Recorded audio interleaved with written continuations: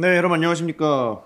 원투펀치 두마치 포볼 TMF 일부 시간입니다. 오늘로써 2025년 유럽 축구 그리고 이제 겨울 이적 시장이 끝이 났기 때문에 저희가 일단 겨울 이적 시장을 이 투머치 풋볼 시간을 통해서 좀 정리를 해볼 텐데, 일단 코리안 리거들의 겨울 이적 시장 상황에 대해서도 좀 김현민 기자님과 함께 얘기를 나눠보도록 하겠습니다. 많은 선수가 유럽으로 나갔던 겨울은 아니지만 그래도 이제 우리의 유망주들 조금씩 이제 유럽에 가까워지는 소식들이 많았던 이번 겨울이었어요. 거기다가 또 이제 뭐 베테랑 선수도 한 명 도전을 위해서 이제 대단해요. 떠나는 그런 모습도 있긴 했었죠. 네. 손흥민 선수하던가 이강인 선수하던가 좀 겨울 이적 시장 열릴 때만 하더라도 이적설이 좀 있긴 했었잖아요. 맞아요. 황희찬 선수하던가 네. 그런 대어들이 움직이진 않았지만은 그럼에도 코리안 리거들이 점점 유럽에서 늘어나고 있죠. 맞습니다. 예.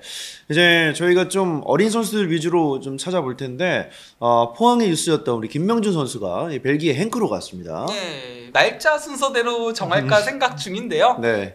가장 먼저 그래도 새로운 팀을 찾아서 떠난 선수가 이제 그 김명준 선수였죠. 1군 팀은 아닙니다. 네네. 그 용 행크라고 이게 그 용은 소년이라는 의미거든요.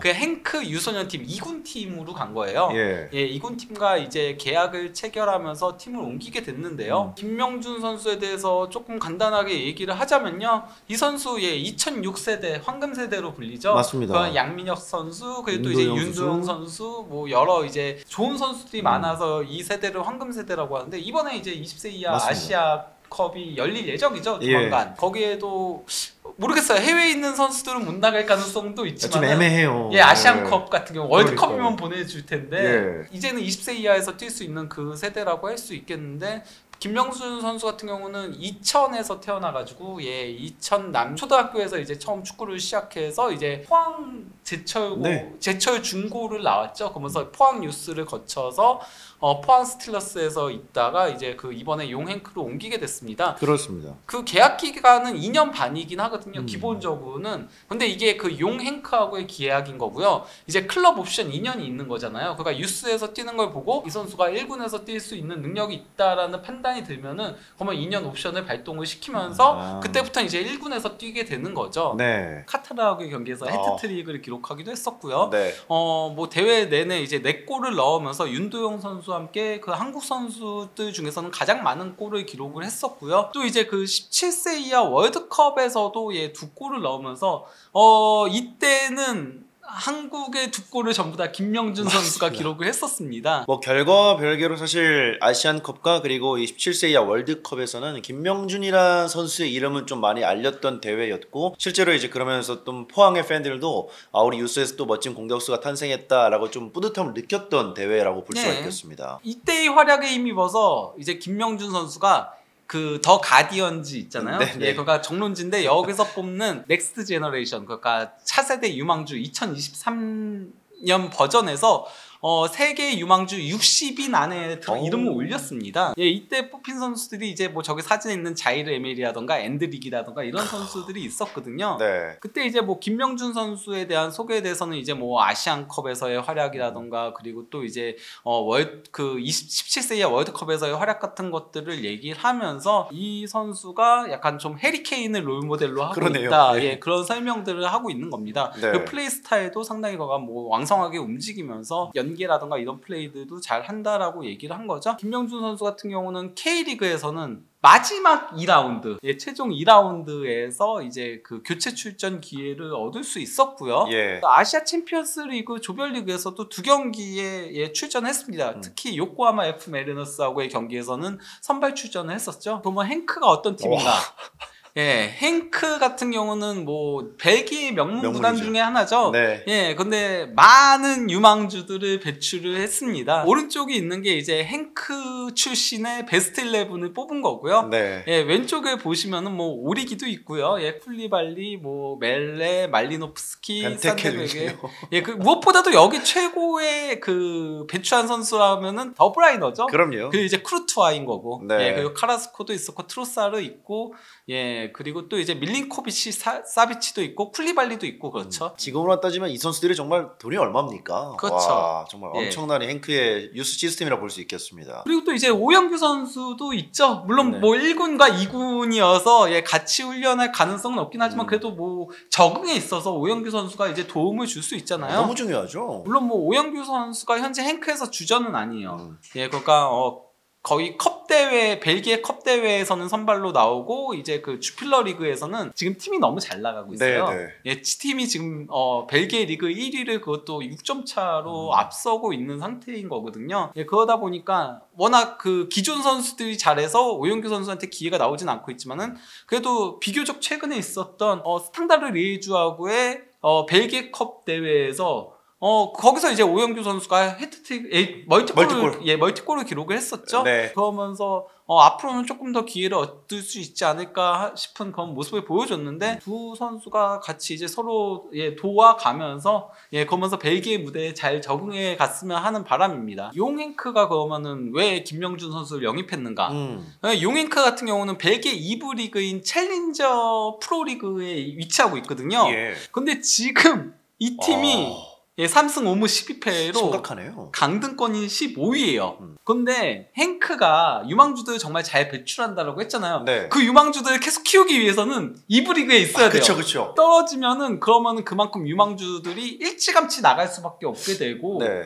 예, 그리고 또 이제 좋은 유망주들을 선점하기도 힘든 상태가 되기 때문에 요소 포지션에 이제 영입을 한 겁니다. 공격수 김명준 선수, 그리고 또 이제 센터백인 바진스키 선수, 그리고 또 이제 그 수비형 미드필더인 야스다 선수, 그리고 또 이제 왼쪽 풀백인 윤드의 선수까지 영입을 한 거죠. 네. 용행크에 입단하자마자 하루 뒤에 있었던 RWDM 몰렌피크하고의 경기에서 일단 교체 출전해가지고 7분 뛰었고 네. 안더레이트 유스 팀하고의 경기에선 나오지 않았고 그 다음에 이제 베베렌하고의 경기에서 또 이제 잠깐 시간을 가졌는데 이게 이적해 오자마자 바로다 보니까 네네. 아무래도 이제 출전 시간이 적었지만은 앞으로는 점점 더 출전 시간을 늘려 나가지 않을까. 거기다가 팀도 어쨌건 지금 계속 승리를 못 하고 있잖아요. 그러네요. 예, 그냥 뭔가 분위기 반등이 필요하긴 하죠. 그런 상황 속에서 이제 김명준 선수가 과연 이 용행크의 어떤 겨울에 좀 보탬이 될지가 좀 굉장히 중요한데 그 연령별 대표팀에서 봤던 것처럼 이 선수가 확실히 가진 툴 자체는 공격수로서 보여줄 느낌이 확실히 있거든요. 나름 버티는 힘도 있고 그리고 또 이제 빈 공간으로 들어가는 능력도 상당히 좋잖아요. 맞아요. 예, 거기서 이제 잘라먹는 스타일의 골도 많이 넣기 때문에 조금 더 이제 체격적인 부분이 더 올라오고 한다면은 더 좋은 선수가 될 가능성은 있습니다. 자, 그리고 이제 그 연령별 대표팀의 동료였던 우리 양민혁 선수는 이제 1월에 이슈가 좀 있었는데 떠난다 만다 얘기가 나왔다가 이제 퀸즈파크 레인저스로 이제 임대를 가서 남은 시즌에는 이제 퀸즈파크 레인저스에서 경기를 소화할 예정입니다. 네, 포스테코글로 감독 하에서는 아무래도 기회가 없어 보이긴 했습니다. 먼저 그 테머스전에 나오지 못한 게 굉장히 아쉬웠죠. 아예 명단 제외였잖아요. 맞아요. 이게 그 오브리그 팀하고의 경기인데 그런 경우는 이제 솔직히 말하면 유망주들이 많이 나와야 되거든요. 그렇죠. 근데 워낙 그 토트넘의 상황이 안 좋았다 보니까 네. 조금은 분위기를 반등시킬 필요성이 있어서 이 경기에서 주전급이 많이 나오고도 연장전까지 갔어요. 저희가 좀 중간에 깜짝 놀랐습니다. 예, 네. 그때 그래서 좀 영국에서 놀림이 많이 네. 되기도 했었죠. 토트넘 팬들에게는 충격이었고 토트넘을 응원하지 않는 다른 팀 팬들은 굉장히 좀 많이 놀렸던 경기였습니다. 거기다가 이제 그 에버턴하고 레스터 시티로 이어지는 이제 2연전에서 이때 그 토트넘이 공격수 부상이 많았거든요. 아예 단순히 공격수만이 아닌 전 포지션의 부상이 맞죠. 너무 많아요. 그래서 교체 투입할 수 있는 자원이 거의 없는 상태에서 교체 카드 5장을 쓸 수 있는데 안 썼단 말이죠. 예. 포스테코글로 감독이. 특히 레스터전이 저는 충격이었거든요. 이게 1대0으로 앞서고 있다가 이제 그 후반전에 2대1로 역전을 당한 상태였잖아요. 역전 당하자마자 이제 그 레길론하고 무어를 교체 투입을 시켰는데요. 이러면은 솔직히 말하면은 공격이 필요하잖아요. 그러니까요. 레스터는 특히나 강등권에 위치한 팀인데 이 잡아야 팀, 되는 경기잖아요. 예, 무조건 이겨야 되는 경기였거든요. 심지어 홈이었어요. 그러니까요. 원정도 아니었고. 그럼에도 90분 들어서야 그레이를 빼고 랭크셔를 투입할 정도로 솔직히 이런 경기에서는 수비 자원 빼고 공격 자원 넣고 약간 좀 이런 공격적인 교체들을 해야 되는데 양민혁 선수가 벤치에 있는데 안 썼다? 이거는 포스테코글로 감독 머릿속에는 양민혁 선수가 아직 1군 선수로 간주되지는 않고 있다라는 얘기인 거죠. 네. 그러다 보니 이제 양민혁 선수가 아무래도 뛰어야 되잖아요. 선수는 네. 어릴 때 특히나 더 뛰어야 되거든요. 아, 그렇기 때문에 퀸스파크 레인저스 임대는 저는 잘 선택한 거라고 생각을 합니다. 네. 뭐 영국 적응할 시간적인 여유도 필요하고요. 경기도 출전해야 하고 또 이제 같은 런던이니까 예, 뭐 이동하는 데 있어서의 문제도 없고 해서 예, 저는 좋은 선택이라고 생각을 합니다. 양민혁 선수 같은 경우는 이제 그 퀸스파크 레인저스 이적에 대해서 한국의 전설인 박지성 선수에 대한 좋은 기억이 있다라고 얘기를 했습니다. 네. 그리고 또 이제 그 토트넘으로 가게 되면서 본인이 선호하는 원래 그 필포든 때문에 47번을 선호한다라고 했잖아요. 맞아요. 강원에서 나왔던 47번을 달게 됐습니다. 토트넘에서는 마이키 무어가 이미 47번이 있었기 때문에 네. 못 달고 있었죠. 퀸스파크 레인저스 이제 가자마자 이제 중요한 경기였던 이제 미러럴과의 경기에서 일단 벤치에서 출격을 했을 때 양민혁 선수였고요. 결국 이 경기 좀 데뷔를 했습니다. 예, 그 이틀 만에 나오게 된 거거든요. 사실 그러니까 이적생들 같은 경우는 하루 이틀 정도 되면은 원래 데뷔 안 하고 그냥 관중석에서 경기를 보는 경우들이 많은데 퀸스파크 레인저스 상황이 그렇게 좋지는 못하다 보니까 빠르게 데뷔를 하게 됐습니다. 예. 그래서 뭐 이 경기에서 76분경에 차이르 선수를 대신해서 이제 교체 투입돼 가지고 예, 경기에 나서게 됐었는데요. 교체 투입되자마자 곧바로 예, 첫 터치에서 예, 좋은 모습 보여줬어요. 이거 그 양민혁 선수가 가로챘고 일단은 그대로 이제 볼을 끌고 가는 과정에서 약간 터치가 긴 듯 싶었으나 이제 그 브라이언의 태클을 이겨내고 워낙 빠르다 보니까 빠르죠. 예, 터치가 조금 길었는데 상대 태클보다 먼저 잡아내더라고요. 네. 예, 그러고서는 이제 그 로이드와 2대1 패스를 주고받고서는 여기 각도가 없는 곳이었음에도 예, 정말 날카로운 슈팅으로 크로스바에 약간 좀 근접하게 슈팅을 가져갔죠. 빠듯하게 때렸는데 상대 골키퍼가 잘 선방을 해냈습니다. 네. 골은 들어가지 않았지만 저렇게 잡자마자 슈팅을 본인이 가져가겠다라는 그 생각 자체가 상당히 조금 자신감이 있다라는 게 느껴져서 좀 개인적으로는 상당히 좋더라고요. 네, 뭐 그가 슈팅은 이게 유일하긴 했었거든요. 양민혁 선수가 이 경기에서 기록한. 하지만은 양민혁 선수 들어오기 전이랑 들어온 이유가 좀 흐름이 바뀌었어요. 예. 실제 그 양민혁 선수가 들어오기 전까지는 퀸스파크 레인저스의 슈팅이 6회가 전부였거든요. 근데 양민혁 선수 들어오고 14분이잖아요. 네. 똑같은 6회를 기록했습니다. 확실히 더 효율적으로 높네요. 예, 그러면 물론 여기에는 사이토 쿠키가 교체 투입된 것도 크긴 했거든요. 사이토 쿠키가 많이 휘저어주고 또 이제 양민혁 선수가 위협적으로 침투해주고 약간 좀 이런 모습들이 있었죠. 그래서 뭐 이 경기에서 양민혁 선수가 뛴 시간 자체가 적다 보니까 뭐 이렇게 기록을 많이 할 건 없긴 했지만은 그래도 오른쪽 윙으로 나와서 예, 위협적인 슈팅을 가져갔고 그리고 또 이제 싸워주는 모습들 그리고 무엇보다도 양민혁 선수가 몸싸움은 확실히 조금 밀리는 느낌은 있긴 했거든요. 밀리는데 넘어지진 않아요. 그냥 밸런스가 좋더라고요.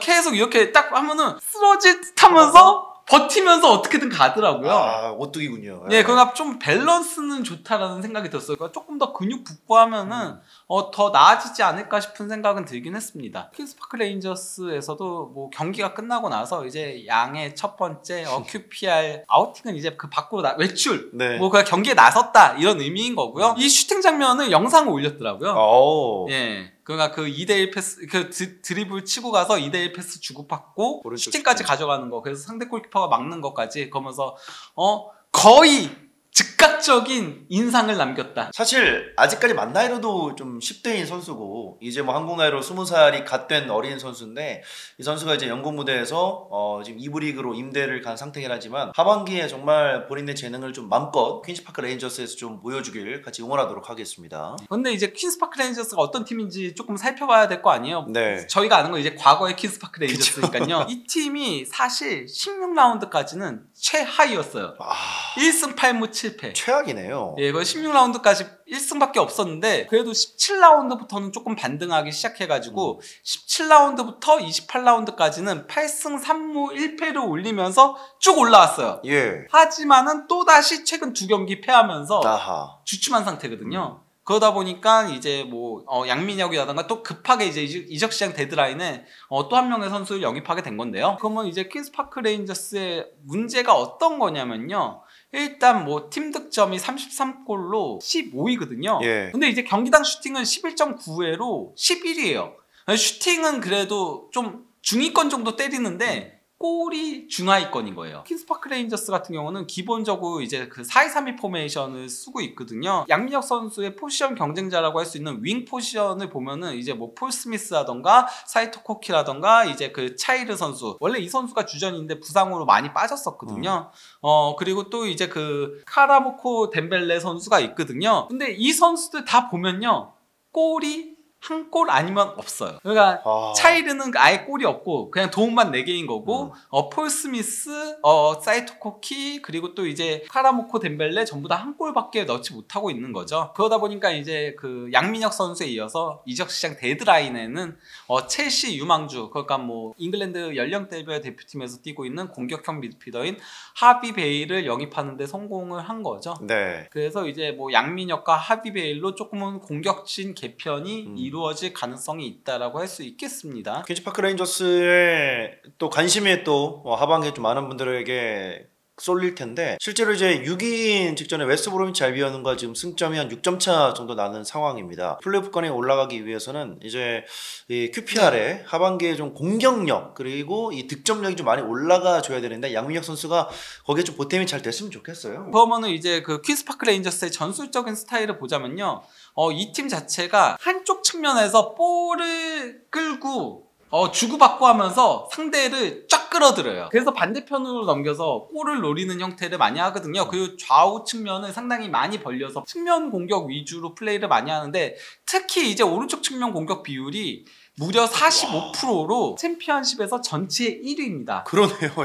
이것도 그나마 지난 미러전 이전까지는 46%로 2위랑 이 격차가 좀 크게 났었어요. 네. 와, 오른쪽 비중이 굉장히 높네요. 네. 근데 이제 그 지난 미러전에서는 반대로 왼쪽 측면에서 조금 주고받다가 보되면 이제 오른쪽에서 그 슈팅 마무리를 가져가는 형태, 이걸 이제 오버로드 투 아이솔레이션이라고 네. 하거든요. 예, 그런 형태를 했는데, 그 과정에서 이제 양민혁 선수의 슈팅도 나왔는데, 사실 양민혁 선수는 볼을 가지고 플레이하는 것보다는 볼을 안 가지고 있을 때 침투해서 마무리 짓는 데 강점이 있는 선수다 보니까 아마 양민혁 선수가 뛰게 되면은 조금 이런 패턴으로 많이 가져가게 되지 않을까. 그래서 양민혁 선수한테 조금 마무리를 시키는 형태로 많이 전술을 가져가게 되지 않을까 싶긴 합니다. 네. 퀸스파크 레인저스의 그 전술적인 강점, 약점, 그리고 또 이제 스타일을 보자면요, 강점 중에는 득점 찬스를 창출하는 데는 강점이 있어요. 기회 창출은 높다 이거죠. 예, 그리고 세트피스 공격도 강점이 있고, 그리고 지고 있을 때 조금 그래도 승부를 뒤집거나 쫓아가는 데는 강점이 있고, 공중볼에 강점이 있고, 리드를 지키는 데도 강점인데, 단점이 마무리죠. 네, 기회 창출은 강점인데 마무리가 약점이다. 참 언밸런스 하거든요. 예. 그런데다가 이제 퀸스파크 레인저스의 플레이 스타일을 보면은 오른쪽 위주로 공격하는 거, 뭐 이거는 아까 제가 얘기 드렸고요. 근데 뭐 양민혁 선수가 나오게 되면은 조금 왼쪽에서, 아니면 양민혁 선수가 왼쪽으로 나올 수도 있는 거죠. 그렇죠. 둘 다 쓸 수 있으니까요. 그렇죠. 예. 그리고 또 이제 그 슈팅을 많이 가져가고, 그리고 이제 폭을 넓혀서 플레이를 한다. 와이드하게. 예. 이런 것들을 확인할 수 있죠. 뭐 양민혁 선수 가자마자 이제 어떻게 보면 포지션 경쟁자라고 할 수도 있는 팀 동료인 폴 스미스의 이제 아이한테 타이어 자동차를 선물을 해줬다. 그래서 폴 스미스가 인스타 스토리에다가 고맙다 민혁아, 이렇게 올리기도 했거든요. 자, 이런 식으로 해서 이제 양민혁 선수가 뭐 빠르게 경기장 바깥에서도 팀에게 녹아들기 위해서 좀 보이고 있다라는 것이 느껴진 뭐 여러 가지 SNS도 볼 수 있었는데, QPR의 현재 상황상 양민혁 선수가 조금 더 많은 기회를 받을 것 같기도 하고,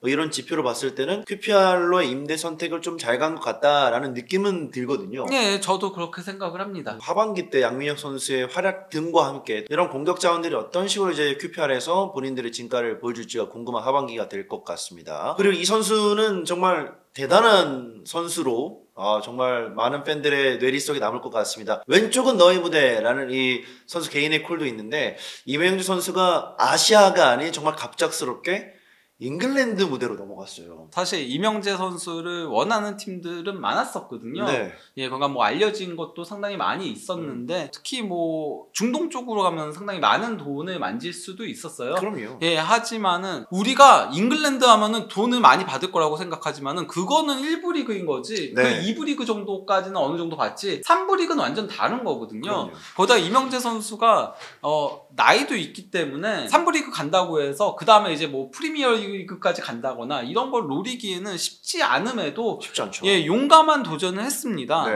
예, 이게 그 이적 시장 데드라인에 이제 이적이 성사가 됐죠.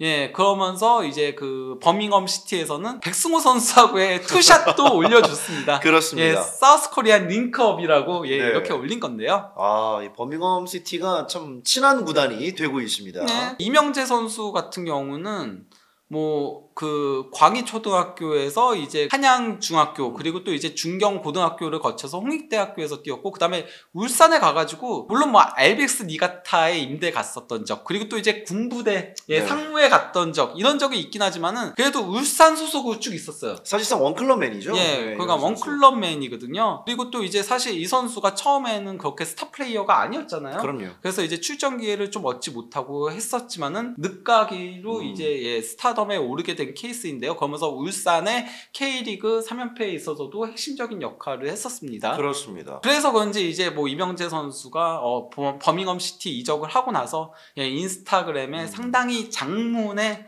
예, 인사를 울산 팬들한테 남겼습니다. 그러면서 울산에서의 시간은 본인한테 꿈만 같았고 자기는 원클럽맨이었었고 그래서 팀에 대한 애정도 있고 하지만은 도전의 기회가 와서 이제 버밍엄에서 도전을 하게 됐다라고 이제 이거보다 좀 밑에 더 있어요. 맞아요. 예. 네, 근데 이게 제가 최대한 캡처를 한 겁니다. 근데 이제 뭐 이명재 선수 같은 경우는 아까 얘기 드렸다시피 스타 플레이어는 아니었다 보니까 정말 늦게 예, 대표팀에서 데뷔를 했어요. 첫 경기가 이제 그 황선홍 임시감독 체제였죠.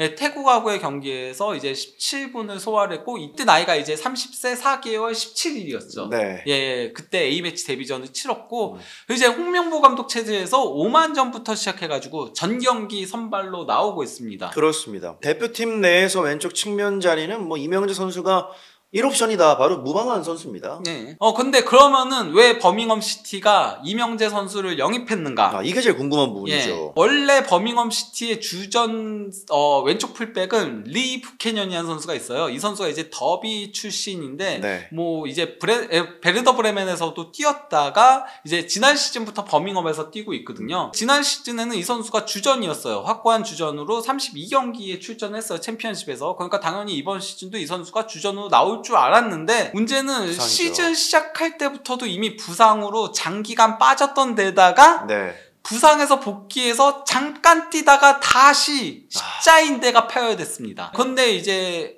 물론 그 뷰캐년의 빈자리를 코클랜이 잘 막아주고 있긴 했어요. 하지만은 한 명만은 안 되잖아요. 안 되죠. 예, 그러니까 이명재 선수를 영입하게 된 거라고 할 수 있는 거죠. 거기다가 뭐 경험적인 측면에서는 이명재 선수가 훨씬 많다 보니까 예, 그러면은 뭐 이명재 선수가 온 거는 어떤 의미에서는 코클레인으로만 가는 것보다는 업그레이드가 됐다라고 할 수 있겠습니다. 버밍엄 입장에선. 네. 근데 이제 버밍엄 같은 경우는 현재 뭐 3부 리그 사실 이 팀이 3부 리그에 있을 팀이 아니에요. 그러니까요. 원래는 프리미어 리그에도 많이 있던 팀인데 네. 버밍엄이 1부, 2부를 왔다 갔다 하는 팀이었죠, 사실. 예, 근데 3부 리그에 갔다 보니까 거기서는 약간 조금 맨시티 놀이 하고 있었죠. 네. 예, 지금 보니까 2위랑 승점이 4점 차인데 2경기를 덜 한 거예요. 맞습니다. 저 2경기 승리하면은 이러면은 승점 차가 10점 차 나는 그렇죠. 거죠. 10점 차 나는 거거든요. 이번 시즌에는 진짜 버밍엄이 다이렉트 승격을 할 수 있고 더불어서 이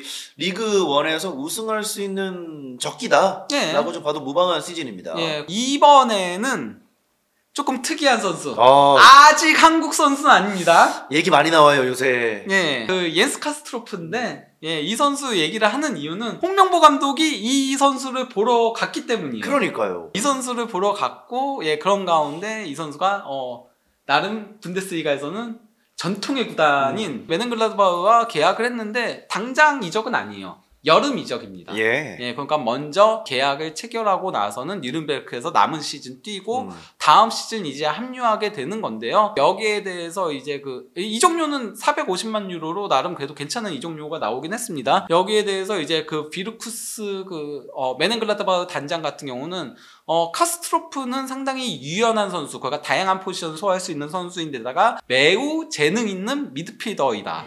그러면서 또 매우 좋은 선수이다.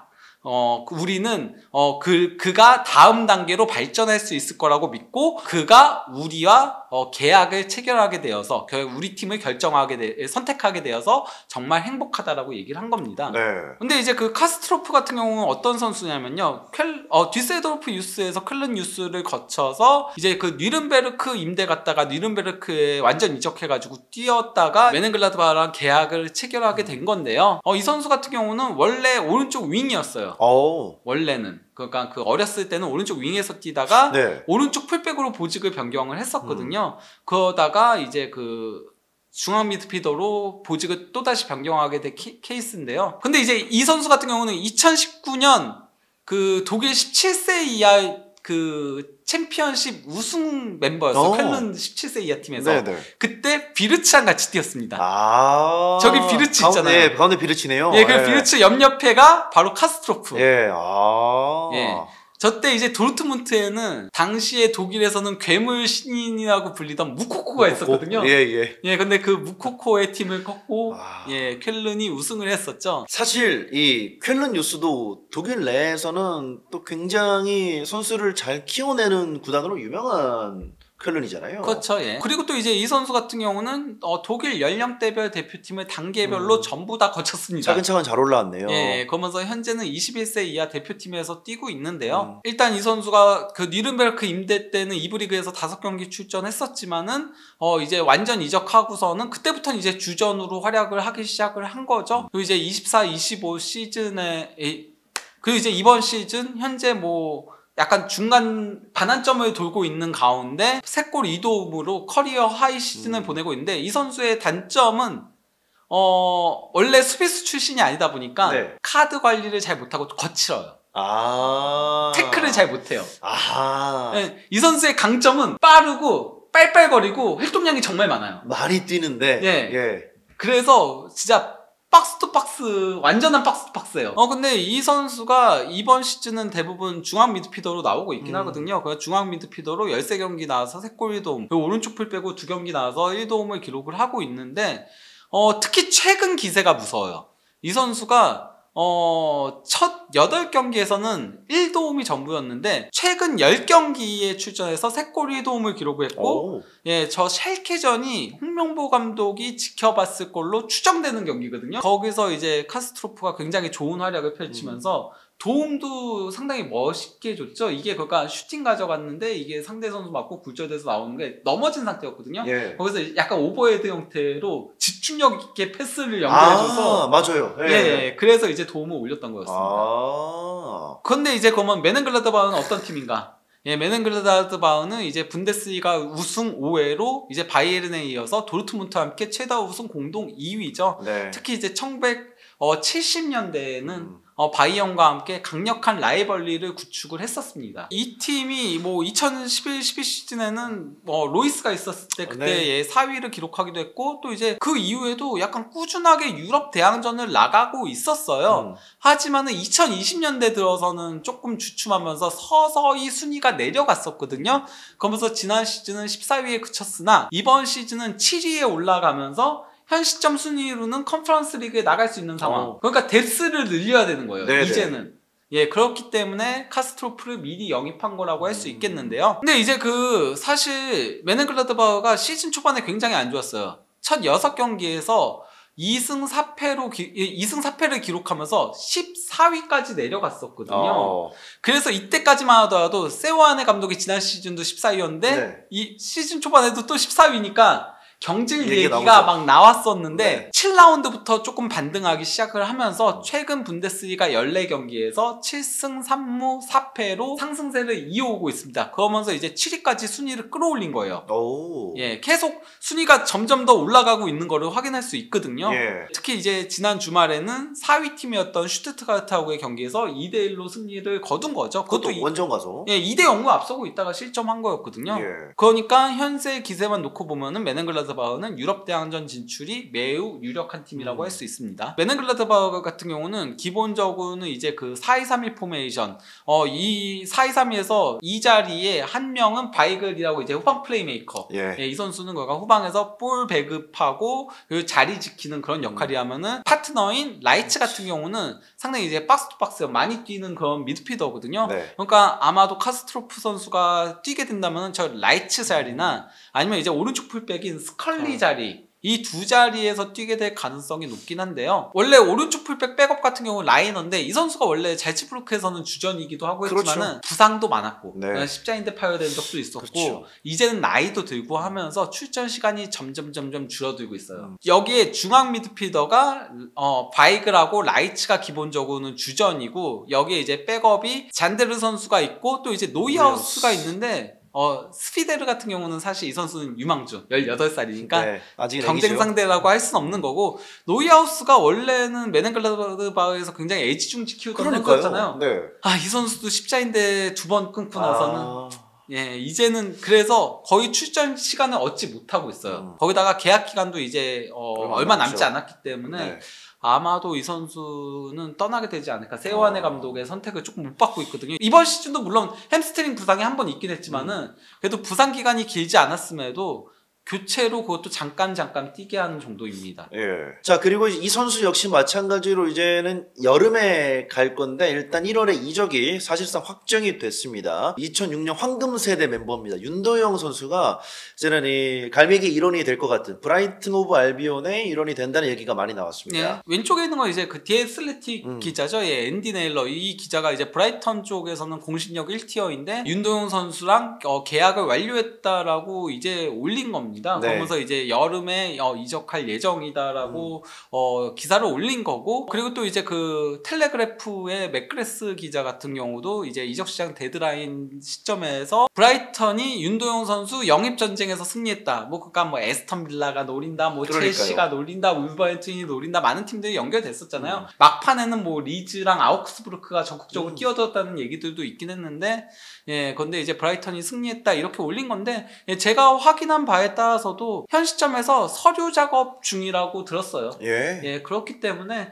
아마 윤도영 선수는 브라이턴에 가는 게 거의 마지막 도장 찍기 전까지는 모르는 거죠. 예, 바뀔 수 있긴 하지만은 예, 현재까지는 계약 과정이 이루어지고 있는 상태다라고 할 수 있겠습니다. 네, 이런 식으로 해서 이제 윤도영 선수의 브라이튼 얘기까지 저희가 좀 나눠봤습니다. 김명주 선수 그리고 또 양민혁 선수, 이명주 선수는 이제 베테랑이지만 노내로하고 그리고 마지막에 또 윤도영 선수까지 어린 선수들이 참 이번에는 우리나라에서 조금씩 해외로 간다는 소식들이 들려왔고 이 얘기는 우리나라 축구 팬들도 다 즐거워할 만한 얘기 같은데. 유망주들이 결국에는 많이 뛰어야 우리나라 축구 자체가 많이 올라간다 볼 수 있거든요. 네, 많은 유망주들이 나가서 좋은 모습 보여줬으면 하는 바람입니다. 네, 양민혁 선수의 또 하반기 그리고 무엇보다 정말 위대한 도전을 또 하고 있는 이명재 선수도 저희가 계속해서 팔로우하면서 열심히 또 응원을 하겠고요. 이런 다양한 코리안 리거들의 겨울 이적 시장을 좀 살펴봤습니다. TMF 1부는 여기서 줄이도록 하겠습니다. 감사합니다.